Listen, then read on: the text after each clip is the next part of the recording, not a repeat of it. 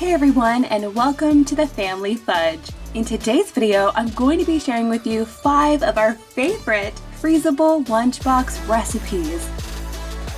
These recipes are all easy to meal prep because they are super simple, which also makes them perfect for picky eaters. Having some grab-and-go lunch items in your freezer can really be helpful on busy mornings. And you guys, these recipes also make quick and easy after-school snacks as well. Now, I really hope that you enjoy these recipes and that you'll hit that red subscribe button if you haven't already. And with all that being said, let's get on to the lunches.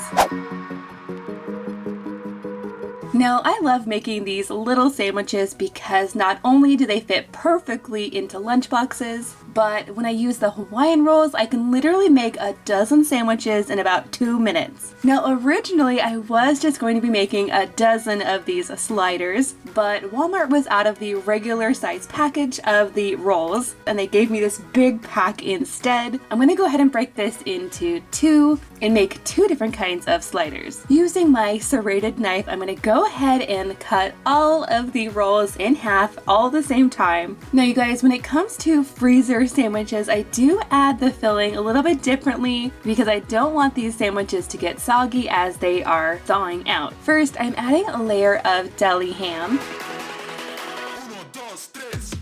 followed by a layer of cheese. Now you guys, at this point, if you wanted to, you could add some condiments like mayo or mustard. Adding the condiments in the center means that they won't get your bread all soggy. But what I like to do is actually pack the condiments separately into the lunch boxes. So at this point, I'm adding 1 more layer of ham. Then I'm going to close this up, and usually I would just saw through all of the individual sandwiches like this. But since these rolls are kind of a weird shape, I'm just going to quickly cut them out individually.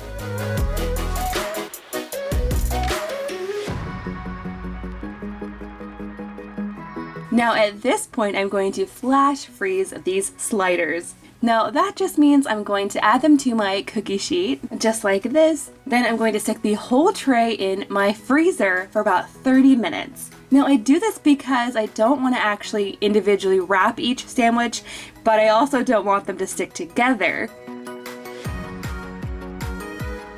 Now for these second sliders, I'm going to be making these pretty much the exact same way, but this time instead of ham, I'm using some salami, and instead of cheddar cheese, I'm using provolone. Now all I have to do is cut these apart, then add them to my tray so I can flash freeze them as well. Now these little sliders will stay good in the freezer for several weeks, and when it comes time to make your lunch, all you have to do is take out however many sandwiches you need, and you can put them directly into your lunchbox. By lunchtime, they will be perfectly thawed out. At that point, you can go ahead and add your own condiments and enjoy.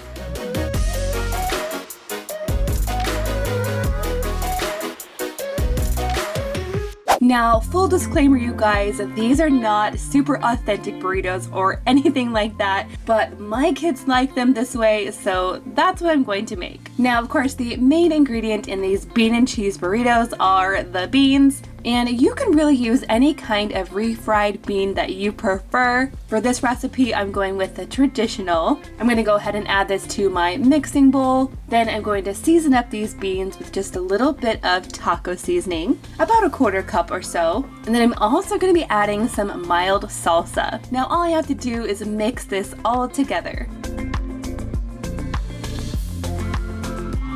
Next, I want to create a little assembly line for these burritos. And one of the things that's going to make this a lot easier is to have my tortillas nice and hot and ready to go. I use this tortilla warmer. I just pop this into the microwave for about 45 seconds, and as long as I keep the lid on, they stay nice and warm while I'm building the burritos. Now I'm going to start with a nice big scoop of beans. I love using my ice cream scoop for this because it makes all of the burritos the same size. I just spread them out a little bit, and then I add plenty of cheese.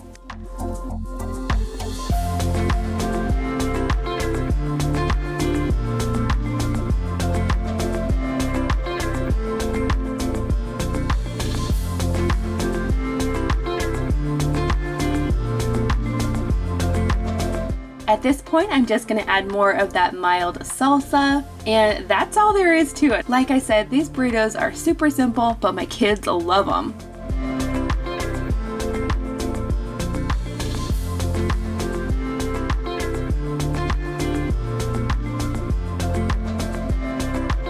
Once I have all of my burritos rolled up, it's time for the flash freeze. Now, just like the sliders I made before, I don't want to have to individually wrap all of these burritos, but you definitely could if you wanted to. Instead, I'm just going to add them to my cookie sheet and stick the whole tray in the freezer for about 30 minutes. After that, these burritos are frozen enough that when I put them in the freezer bag, they don't stick together. Now, you can store these in your freezer for several weeks, but I know they're not going to last that long in my freezer. Now, to reheat these burritos, all you have to do is remove however many you need from the bag. And then what I like to do is actually wrap the burrito in a paper towel before I put it in the microwave. That way, any of the extra moisture coming off the burrito gets absorbed by the paper towel. Usually about 60 seconds in the microwave will do the trick.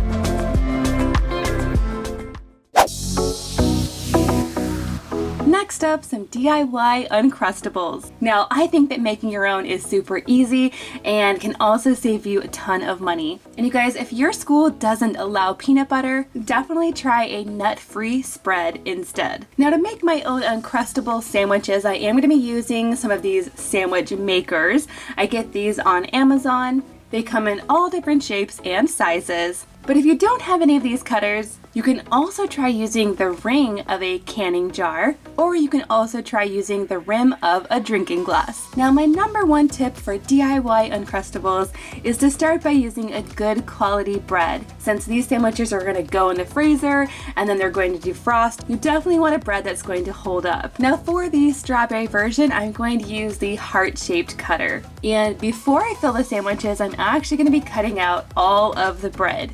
Now, I like to do it this way, that way I can save all of the crusts for something that's coming later. Now, my next tip for making DIY Uncrustables is to actually add a thin layer of peanut butter to both sides of the bread. Once you have your peanut butter on, then you can add the jelly. So basically, having peanut butter on both sides keeps the jelly in the center. That way the jelly's not touching the bread, getting it all soggy.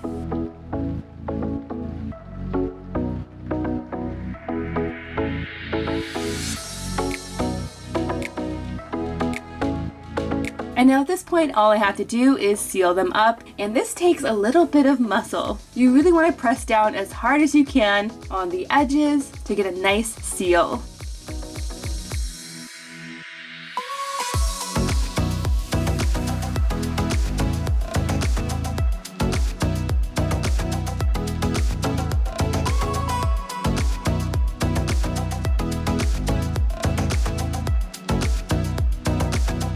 Now at this point, I'm going to repeat this entire process, but this time instead of strawberry jam, I'm going to be using grape jelly. And so that we can easily tell the difference between the strawberry sandwiches and the grape sandwiches, I'm using the round cutter.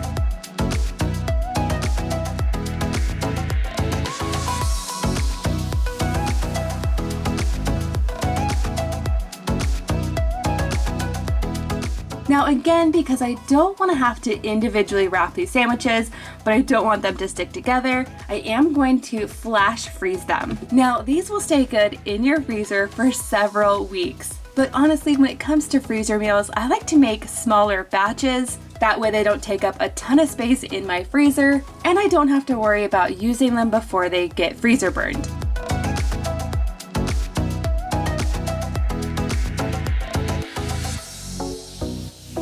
Now, when it comes time to fill your lunchbox, all you're gonna have to do is pull a sandwich directly from the freezer and put it in your box. These will be completely defrosted by lunchtime. Now, you guys, I know I'm gonna get a ton of questions about what I do with the leftover bread, and don't worry, it doesn't get wasted. What I love to do is turn them into a French toast bake. I just add all the crusts to a baking pan and I break them up into little pieces. To this, I add about 8 eggs mixed with 1.5 cups of milk, some sugar, some vanilla, and some cinnamon.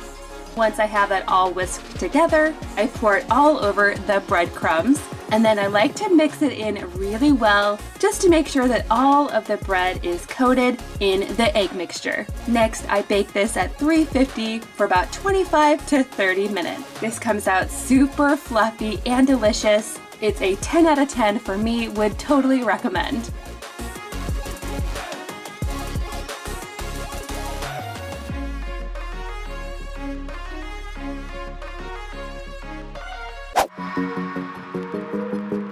Now you guys, I have 4 kids and they all love pizza, and these pizza rolls fit really well into lunch boxes. Now the first thing I'm going to go ahead and do is to cut the cheese. For this I'm actually using some string cheese, and I'm going to go ahead and just cut them right in half. Next I'm going to go ahead and open up my crescent dough. Now if you don't have crescent dough, you could also just use regular pizza dough, but using the crescent dough definitely makes this recipe quick and easy.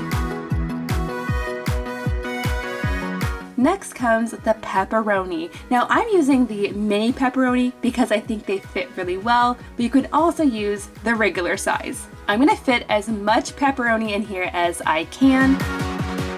Next comes the string cheese, and then it's time to roll them up. Now you guys will probably notice that I didn't add any pizza sauce or marinara sauce into these at all. And that's because, number one, I find that when I put the pizza sauce in these rolls, they get a little bit soggy when I reheat them. So I don't put the sauce in the pizza rolls. What I like to do is add some marinara on the side that the kids can actually dip these in. And you guys, I also wanted to point out that as I'm rolling these up, I like to tuck in the dough on the sides like this, and then roll it up. That way, as the cheese melts, it won't leak out of the bread. So now that I have these all rolled up, I just have one more thing I want to do before I bake them. I'm going to take a little bit of melted butter. To this, I'm adding some powdered garlic and a good amount of dried Italian seasoning. I'm going to mix this all together, and then I'm going to brush this on the top of each little pizza roll. Now, technically, you could skip this step, but trust me, I think that this makes the pizza rolls so much better.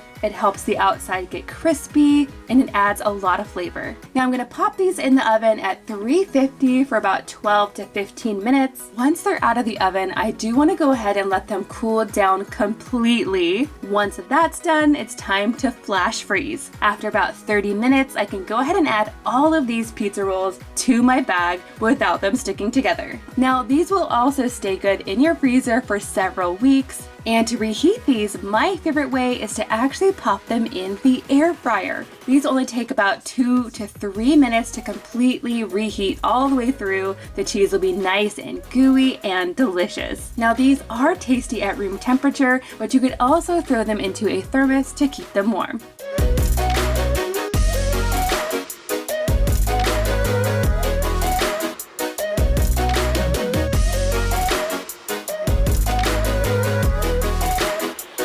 Now you guys, out of all of these freezable lunchbox recipes, these mini corn dogs are probably my favorite. Anytime I'm making muffins of any kind, I love using these silicone liners. They make cleanup a breeze.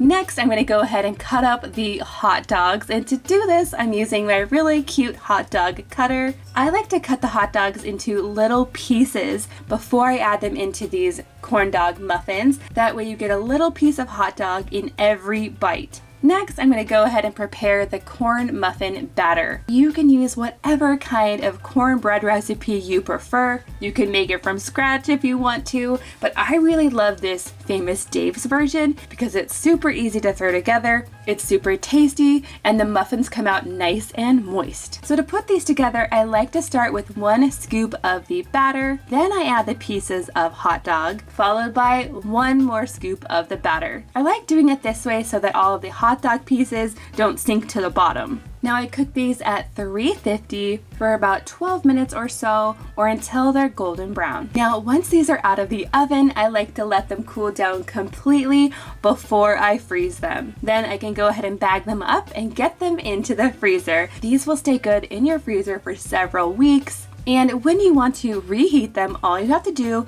is pull out however many muffins you need, and then you can just pop them into the microwave for about 60 seconds or so. Now I hope you found this video helpful today, and let me know in the comments down below if you plan on making any of these freezer recipes yourself. Thank you guys so much for watching, and I'll see you in my next video.